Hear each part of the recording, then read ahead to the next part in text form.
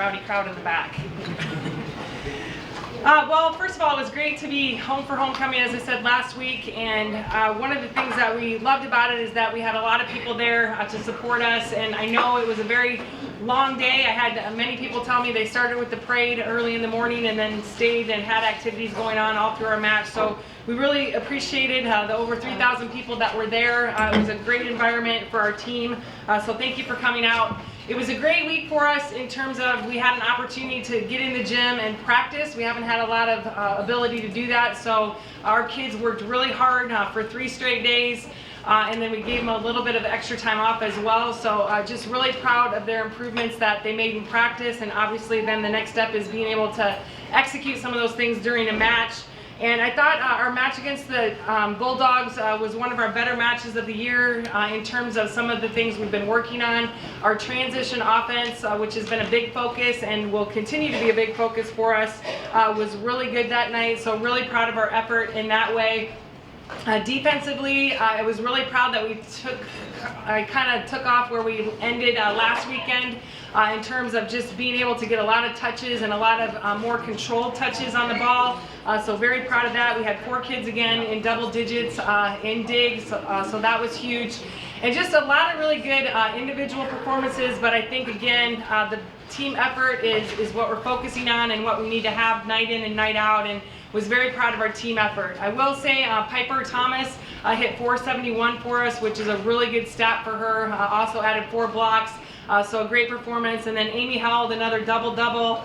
And I think the biggest part of that is she was able to hit at a 300 efficiency, which is really good for an outside hitter. So Amy just continues to embrace that role of an outside hitter, and Kendall obviously taking over in the libero spot is doing a really good job too. So a great team effort.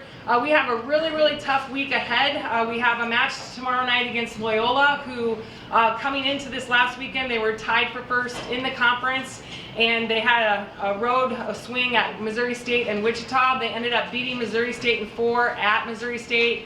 And then on Saturday night, they had a tough match with Wichita, and they ended up going 5 and losing 16-14 in the 5th. So, and that was at Wichita. So a very good Loyola team. They're sitting in 2nd place right now. I think the biggest things that present problems for us is they're really strong defensively, but they have probably 2 to 3 of the best pin hitters in the conference. They also serve really well. They're top in the conference in service aces. They're one of the top teams in blocking. So really get it done on all sides of the floor, and they're playing with a lot of confidence right now. So a very tough Loyola team that we have tomorrow night. And then we turn around and have road swings at Evansville and Southern. And for those of you that remember over the years, they're very tough to play, both those teams at their place. Evansville on Friday is 1-7, but that's a very deceptive 1-7. For those of you that remember, they played us to 5 games when they were here.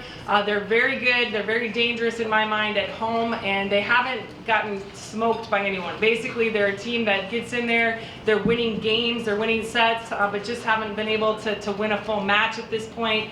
But playing some really good volleyball. So a tough Evansville team on Friday. And then we turn around and have Southern, and the interesting thing is we have Wichita in 1st, Loyola in 2nd, and then there's a 4-way tie for 3rd right now. 4 teams that are 5-3. We're one of those teams, and Southern is one of those teams.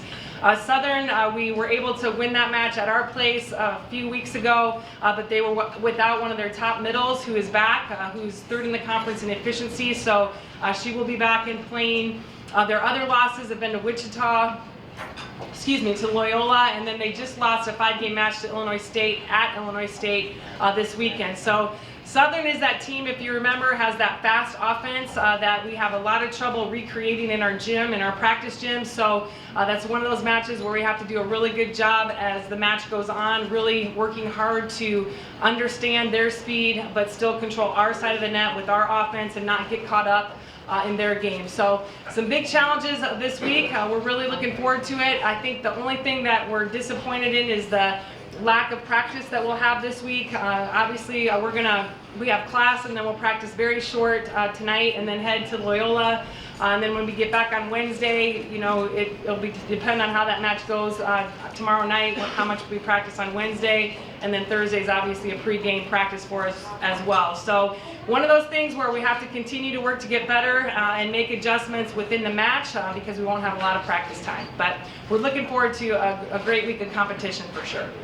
Any questions? Bobbi, I know traditionally you throw in new wrinkles for the second rotation through the conference. Have you already been able to work on some of that, or for the midweek match you have to let that go this time? We definitely continue to work on throwing different things offensively for us. I think defensively we have not really focused on doing anything different. Part of it is we've been successful with what we're doing, but there are a couple things we want to be able to add defensively just to give a different look at different times, and it will help against some of the teams we have coming up, but haven't had an opportunity to actually execute that or practice that in practice. The offense, there's been quite a few things we've been working on that we haven't actually done in a match, so we'll look to maybe do some of those things as we head into these matches. Particularly coming into a week where you don't have the practice time, just how much do you appreciate the time you had the past couple weeks to get comfortable with the rotations and obviously produce some good competitive results? Yeah, it was awesome actually, the practice week that we had, and it just, that opportunity to really break things down in the gym. It's hard to get real technical during the matches, even though I think sometimes we do that a little bit and maybe a little bit too much because it's really not time for that. So it was really nice to get in there, and we had 2 days where we hardly did any 6-on-6. It was straight technical breakdown and then working a little bit on the lineups. So really great opportunity. So we will definitely miss that this week. It's the second time you've done this 3 games in a week, 3 conference matches. What did you maybe learn from those first 3 on that trip to Bradley and Indiana State and Illinois State that you can use to help you this time around? I think, you know, one of the things is just what we do today and what we do in between those. I think the last time, you know, being honest, we probably did a little bit too much on the days that we weren't competing. You know, it's really hard to stay away from practicing, but I think we need to be a little bit lighter in what we're doing. And part of that is, you know, we're a team that works really hard for our points. We have a lot of long rallies within our matches, so it's not, you know, a quick side out here and there.